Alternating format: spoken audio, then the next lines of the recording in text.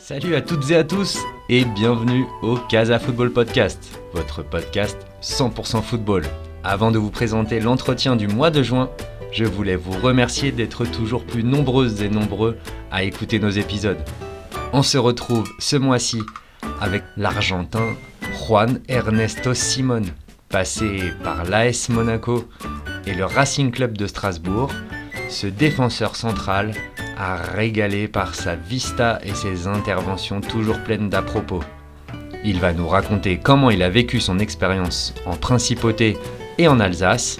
Il va nous raconter son Mondial 90 en Italie, sous le maillot de l'Albiceleste, aux côtés d'un certain Diego Armando Maradona.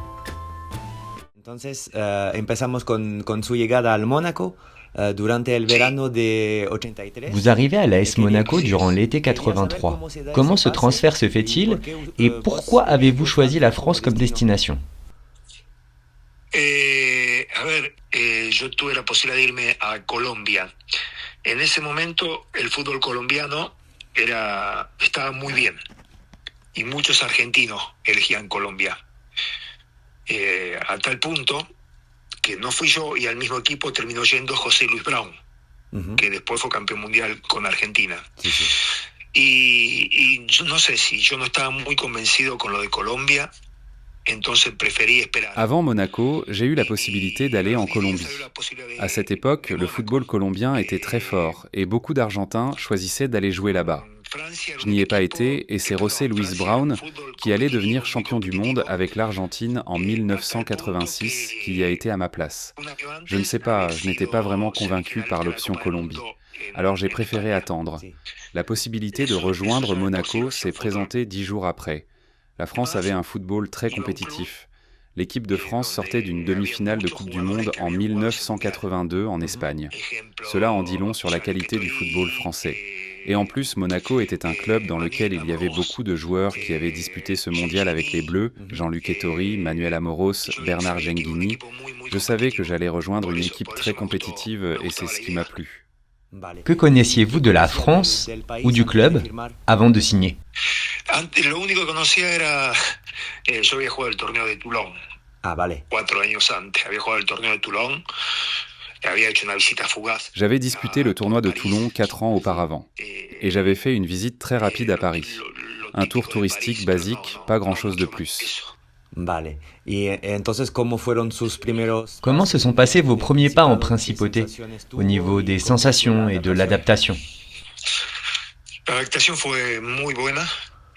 Yo era muy joven, tenía 23 años, recién casado. Y estábamos en un lugar maravilloso. Mónaco es un lugar maravilloso. Entonces la adaptación fue buena. Yo llegué y a la semana ya estaba jugando. L'adaptation a été très bonne. J'étais jeune, j'avais 23 ans, je venais de me marier. Nous étions dans un endroit merveilleux, Monaco est un endroit merveilleux. J'ai joué dès mon arrivée un match très important contre le champion en titre, Nantes. J'ai eu la chance de bien démarrer et d'être salué par tout le monde. Ok, vale. Comment avez-vous trouvé le football français? Plus rapide que le football argentin. Plus de rythme, moins de pauses qu'en Argentine. Je me suis senti très vite à l'aise. Quels sont les joueurs qui vous ont le plus marqué, que ce soit à Monaco ou dans le championnat de France? En el propio Monaco, Daniel Bravo. Sí. Daniel Bravo era un grandísimo jugador, Bruno Bellone. Teníamos muy buenos jugadores nosotros, Manuel Amoros. Y en la liga había un gran Auxerre en ese entonces. À Monaco, Daniel Bravo était un très grand joueur, Bruno Bellone aussi, Manuel Amoros. Nous avions de très bons joueurs. Dans le championnat, il y avait un grand Auxerre à cette époque-là, avec un grand Lantier. Il y avait aussi José Touré à Nantes. Il y avait beaucoup de bons joueurs. Je me souviens du Bordeaux de Marius Trésor, Patrick Battistone, Alain Giresse et Jean Tigana. Bernard Lacombe, Luis Fernandez. Le niveau des joueurs était impressionnant. Vale. Y entonces en su primera temporada juega casi todos los partidos. Falté dos. Sí. Falté dos partidos. Sí. El equipo no es campeón por muy poco. Pour votre première saison, vous jouez pratiquement tous les matchs. L'équipe rate le titre pour très peu et perd également la finale de Coupe de France contre Metz. Quel bilan faites-vous de votre première saison en France? Muy bueno, muy bueno. Habíamos cumplido, habíamos tenido un gran campeonato que lo perdimos por diferencia de goles, a tal punto que al Bordeaux, que fue el campeón, le ganamos tanto en Bordeaux como en Mónaco. Y llegamos Un très bon bilan. Nous avions réalisé un très beau championnat que nous ne gagnions pas à la simple différence de but. Nous avions ainsi battu Bordeaux, qui termine champion, à domicile et à l'extérieur. Nous avons atteint la finale de la Coupe de France perdant en prolongation. Nous étions fatigués par l'accumulation de matchs. Metz était plus frais que nous, et c'est pour cela qu'ils nous battent en prolongation. Vale. Lors de votre deuxième saison, vous jouez un peu moins. Était-ce dû à une blessure? Sí, me lesiono la rodilla en el mes de noviembre. Vale. El mes de noviembre coincide con la lesión de Ettori y de Leroux. Creo que juego 23 partidos, 24 partidos esa temporada. Sí, sí. Y el equipo no tiene un buen comienzo, no tiene una buena primera parte. Sí. Y en la segunda parte encadenamos 26 partidos sin perder entre campeonato y copa. Je me blesse au genou en novembre, Ettori et Leroux se blessent en même temps que moi. L'équipe ne commence pas bien l'exercice. Et lors de la deuxième partie de la saison, nous enchaînons 26 matchs sans défaite, toutes compétitions confondues. Nous terminons 3e du championnat et nous gagnons la Coupe de France contre le PSG à Paris. Une saison que, malgré la blessure, je termine à un haut niveau de performance. Vous remportez la Coupe de France à Paris contre le Paris Saint-Germain. Qu'avez-vous ressenti à ce moment-là? Une grande joie parce que nous avions atteint l'objectif. Nous méritions un trophée parce que l'équipe avait très bien travaillé, avait connu une deuxième partie de saison excellente. C'était la conséquence logique de la manière dont avait évolué l'équipe.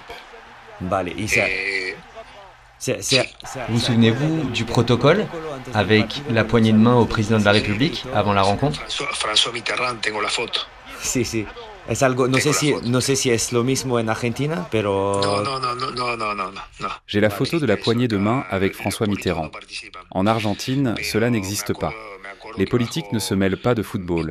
Mais je me rappelle que M. Mitterrand est venu sur la pelouse et que notre président, Jean-Louis Campora, nous l'a présenté un par un. J'ai la photo de ce moment et je m'en rappelle évidemment. Vale, perfecto. En su tercer año, vos empieza el año de titular? Vous démarrez votre troisième saison dans la peau d'un titulaire, mais l'équipe ne se trouve pas. Que s'est-il passé?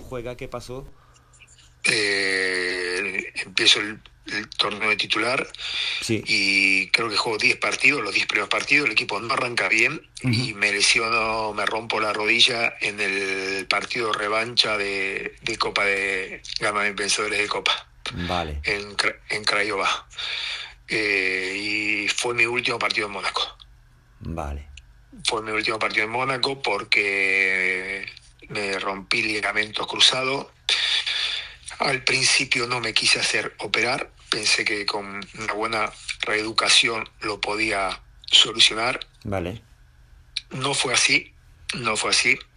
Entonces tuve una recaída. Je commence le championnat titulaire. Je joue les 10 premiers matchs, il me semble. L'équipe ne tourne pas bien et moi je me blesse au genou en Roumanie à Craiova. Cela a été mon dernier match avec l'AS Monaco. Je me suis rompu le ligament croisé. Au début, je n'ai pas voulu me faire opérer. Je pensais que je pouvais revenir grâce à une bonne rééducation. Mais cela ne s'est pas passé comme ça. J'ai rechuté et j'ai été opéré en janvier. À l'époque, il fallait plus de temps pour revenir de cette blessure. J'ai rejoué un match en compétition en août. En plus de cela, il y avait eu un changement d'entraîneur. Et pour la nouvelle saison, 2 Danois avaient été recrutés, dont Søren Lerby. Il n'y avait pas encore l'Union européenne, alors ils étaient considérés comme des joueurs étrangers. Et comme il ne pouvait y en avoir que 2 par équipe, je suis parti. Vale, ok. Y en lo global, de manière générale, que retenez-vous de votre passage à Monaco? Me quedo con las 2 primeras temporadas. En esa temporada nació mi hijo ahí en Mónaco, así que me quedo con los... Je retiens les 2 premières saisons. Mon fils est né à Monaco. Je garde le positif. Les 2 premières saisons avaient été très bonnes. Vale. Y entonces, tras su salida Vous quittez donc Monaco après 3 saisons pour rejoindre Strasbourg, qui était à l'époque en deuxième division. Pourquoi ce choix? A mí me quedaban 6 meses de contrato con el Mónaco y salgo prestado por esos 6 meses. O sea, al cabo de los 6 meses yo era jugador libre. Vale. Estrasburgo estaba en segunda división, ¿verdad? Sí. Yo de alguna forma tenía que volver a jugar para volver a mostrarme, a demostrar que estaba totalmente recuperado. Sí. Estrasburgo en ese entonces no estaba bien, pero era un equipo con ambiciones porque hacía muy poco había tomado el club Daniel Echter. Uh-huh. Y me gustó la apuesta de Estrasburgo. Era algo nuevo. Jugué. Il me restait 6 mois de contrat avec Monaco. Je pars en prêt à Strasbourg, en deuxième division à ce moment-là. Moi, je devais trouver le moyen de jouer pour pouvoir démontrer que j'étais revenu en forme et à un bon niveau. Strasbourg était un club ambitieux, puisque Daniel Echter en était devenu le propriétaire. J'ai aimé la proposition de Strasbourg, c'était quelque chose de nouveau. J'ai beaucoup joué là-bas et j'ai laissé la blessure derrière moi, c'est ce qui m'intéressait le plus. Je voulais prouver que la blessure n'était qu'un mauvais souvenir. À l'issue de ce prêt, j'étais un joueur libre. Et pendant les discussions avec M. Echter, je lui ai dit que je resterais à Strasbourg s'il m'assurait qu'il allait monter une équipe pour jouer la montée. Il l'a fait et nous sommes montés. Con un segundo año casi perfecto. Sí. Fue muy bueno el equipo, teníamos un gran equipo, jugadores de experiencia, a tal punto compañeros míos de Mónaco fueron a Estrasburgo, vale. Como Lijon, ¿cómo se llama?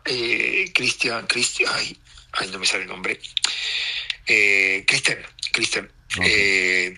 Que era compañero mío en Mónaco, junto con Lijon, fueron a Estrasburgo, fue Robert Barrayá, que era de Primera División. Nous avons fait une bonne saison avec une grande équipe, des joueurs d'expérience, d'anciens partenaires qui étaient avec moi à Monaco, Liégeon, Barajal, Léo Specht.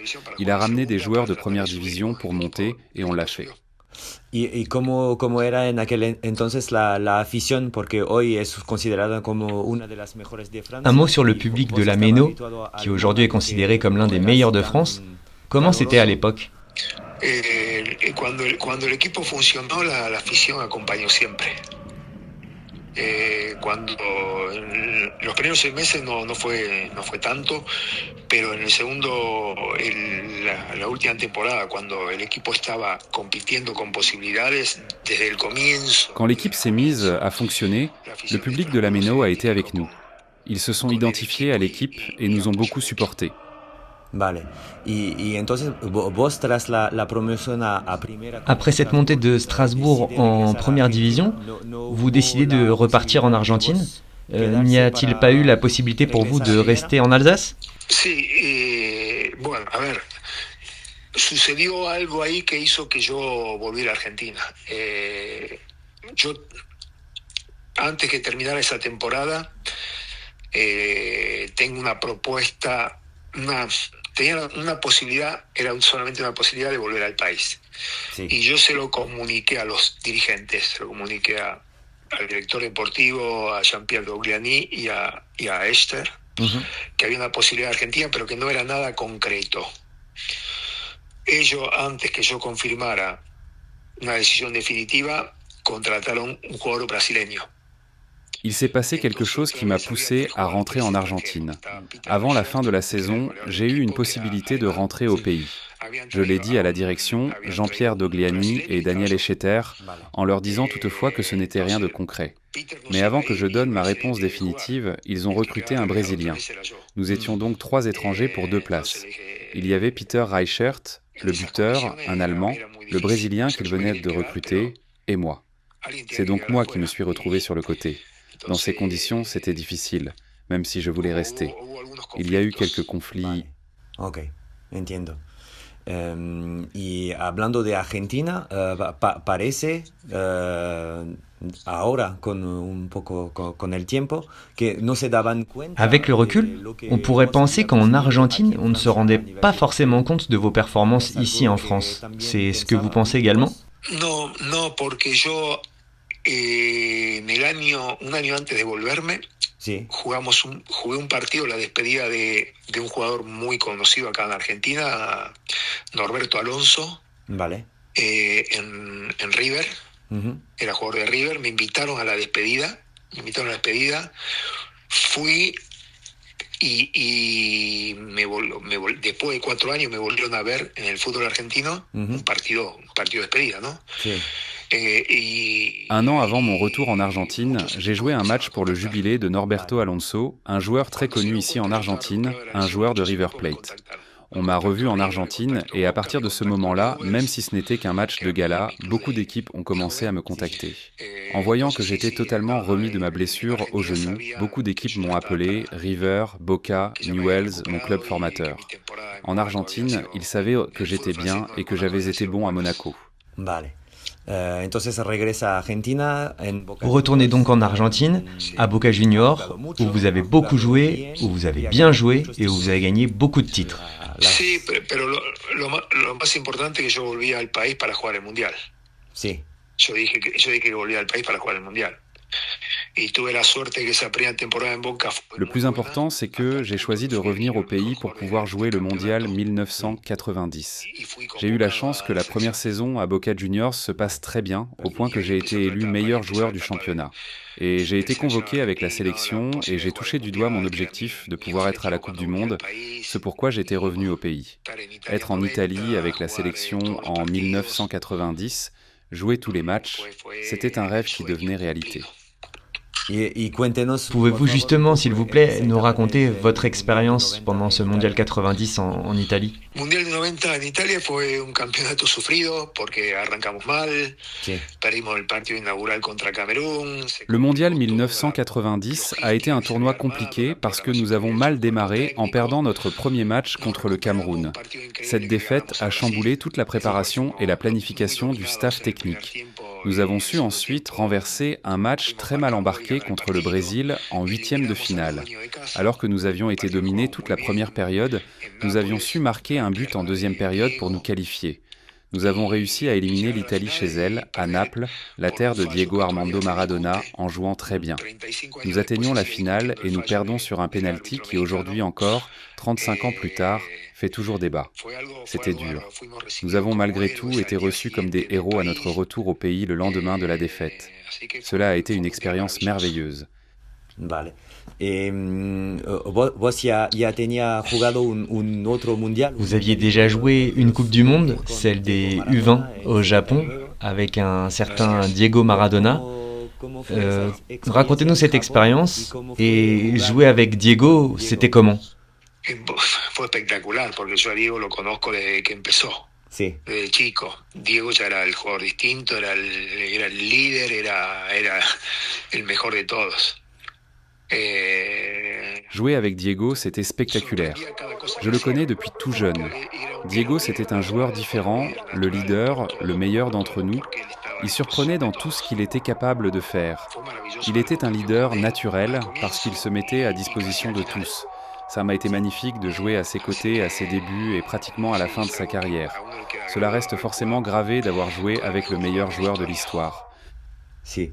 Y quería saber, al final, ¿por qué vos solo... Comment expliquez-vous le fait d'avoir aussi peu de sélections au regard de votre niveau à l'époque? Porque, a ver, yo jugué en el 80 en la selección con Menotti. Sí. Y se va, hay cambio de entrenador, no me lleva al Mundial de España, yo creo que debería haber estado en el Mundial de España. J'ai joué en sélection en 1980 avec César Luis Menotti. Mais il y a eu un changement d'entraîneur et le nouveau sélectionneur ne m'emmène pas pour le mondial en Espagne en 1982. Je crois que j'aurais dû participer à ce mondial. Il y a à nouveau un changement de sélectionneur. Ce dernier a ses joueurs. Et cela se passe très bien pour lui au Mexique avec un titre de champion du monde. De toute façon, il ne m'aurait pas convoqué. J'ai été convoqué par la suite. Et après la Coupe du Monde en Italie en 1990, j'avais 30 ans et je voulais me consacrer à mon club. J'avais atteint mon objectif qui était de disputer un mondial et je voulais me consacrer à mon club. Cela m'a paru suffisant, il y avait d'autres très bons joueurs qui pointaient tout le bout de leur nez.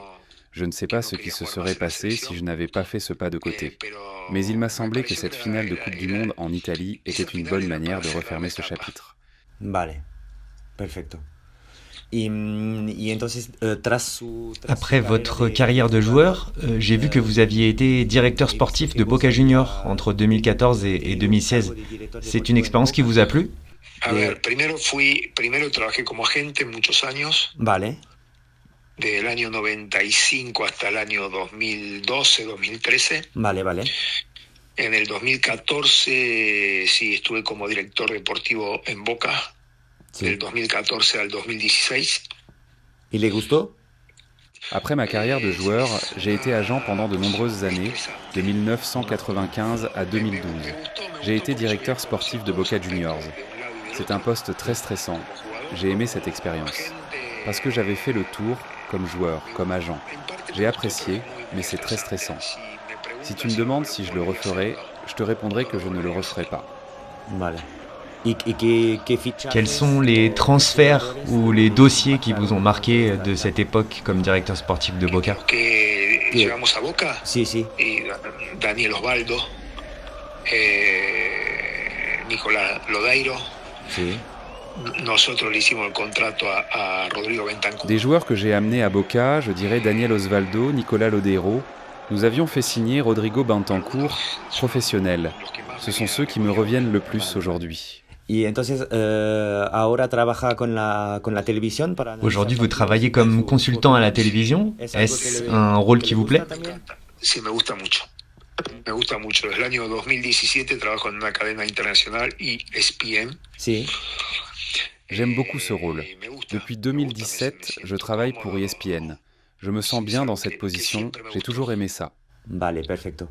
Y quería hacerle unas preguntitas más sobre el fútbol en general. Quería saber, como argentino, como vos... Je voulais vous demander, en tant qu'Argentin et ancien de Ligue 1, comment avez-vous vécu le passage de Lionel Messi en Ligue 1 au Paris Saint-Germain? A ver, se sabía lo que podía llegar a pasar, sobre todo después de la final de Qatar.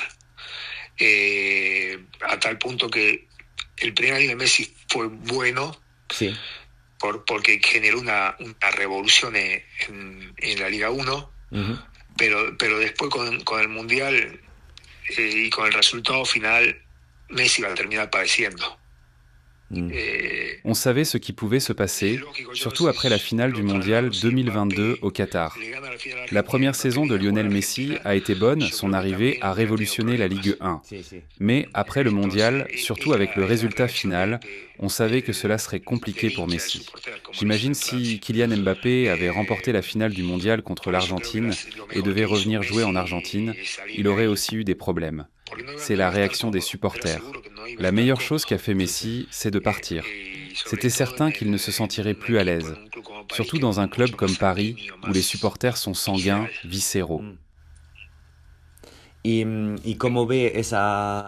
Quel regard portez-vous sur cette nouvelle génération emmenée par Léo Messi qui a remporté le Mondial 2022 et les 2 dernières Copa América sous les ordres de Lionel Scaloni et son staff? Está muy bien Argentina, está con un cuerpo técnico que es muy claro en los conceptos,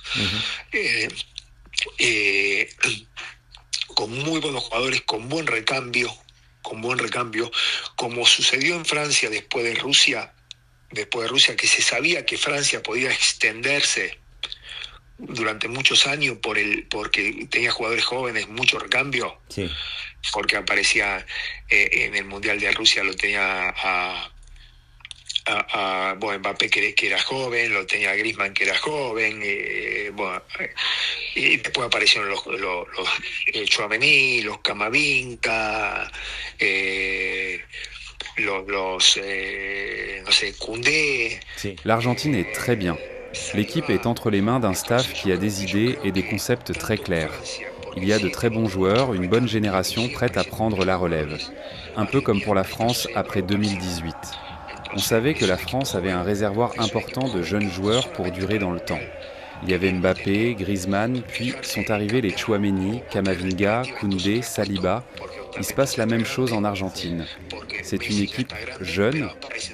Pour la prochaine Coupe du Monde, il faudra faire attention parce que Nicolas Otamendi vieillit, Lionel Messi aussi.